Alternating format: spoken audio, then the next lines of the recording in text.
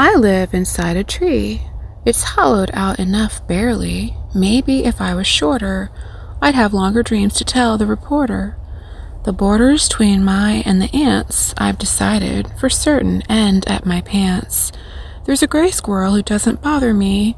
Hope this wasn't at first his tree. He stays up late, but I go to bed before 8. I thought to share my walnuts with him, but don't want him comfortably near my den. When it rains, it pours all into this contraption. I've yet to add doors. At night, which starts before dinner time for normal folk, I can lay here and stargaze. Magical forces I hope to invoke. I'm learning things don't have to be gross, for I've been somewhat prim and proper before. Now I go tinkle and jinkle in an old tire doubled.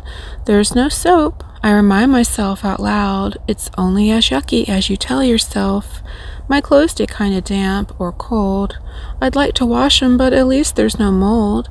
I wear things about a week longer than I used to. I pretend I'm taking on a serious role. Mountaineer hiker, but there ain't either of those. Did I mention I don't smell too good? Neither my clothes. When I'm at the grocery store, I see eyes boggle, and they wrinkle their nose. At least I tell myself I've still got my toes. The first 4 nights I almost lost them 'cause they froze. A wet quilt, gilded with love wasn't enough. With too few $dollars, I begged, that lady whose office said they helped the abused to please buy me a sleeping bag, for I was confused. That cold had made its way into my bones. I lay shivering through the moonlit sky, curious as to why a pieced-together heirloom were handed out as cherry pie, for if I must live outside in the winter time, something to keep my body warm and dry. I've a few more pair of clean underwear, don't know how to get the dirty ones not. Put them out in the rain, but then I forgot. I tell myself I'm camping, and isn't it fun? I spooked a buck one evening. I'm friendly, don't even own a gun.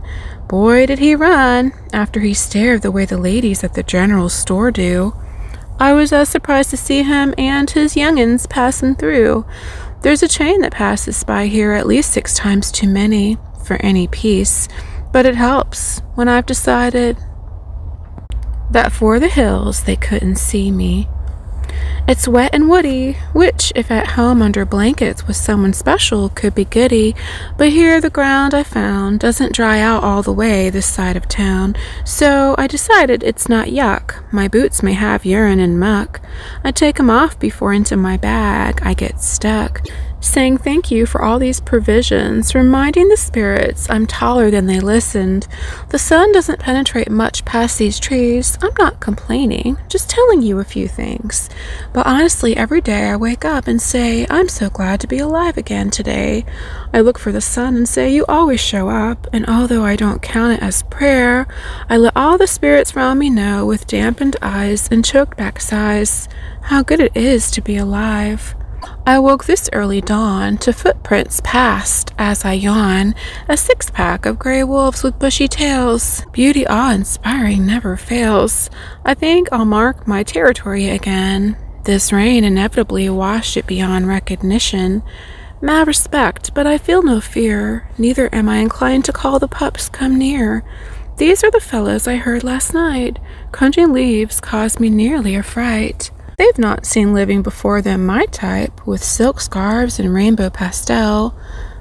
Glittering hot pink shrug, shoulders to the sky. I wonder why I didn't leave it at home. What I wonder is, as I'm protected from these creatures, are they also a means to shield these pretty features? Have my guides slipped on hides? For a peaceful assurance round me abides.